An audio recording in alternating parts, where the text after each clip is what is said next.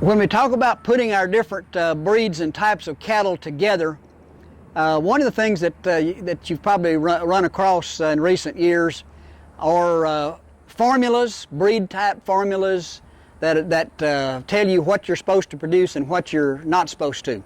The most common one you hear, the first one that came about, came from the upper plains, central to upper plains, and they decided what they needed was a minimum of a half British and a maximum of a half continental.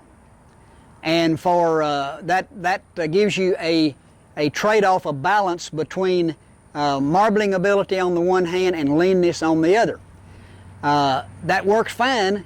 That formula works fine, very logical when you're in conditions where European, British types of cattle can function efficiently.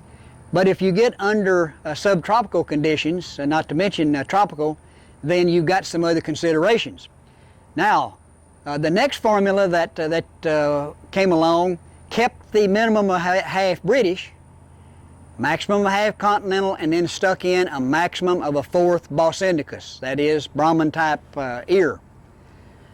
But even that one is not logical in a lot of cases.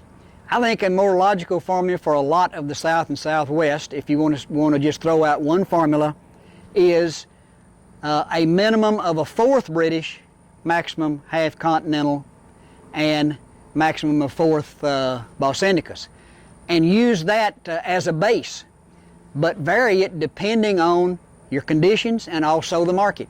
What is our market? How are we selling our cattle?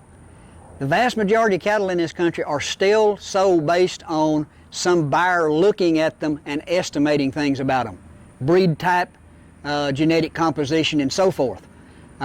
Even some of our more advanced forms of market, video marketing, commingled sales, in most cases, a buyer looks at those cattle and tries to decide what they are.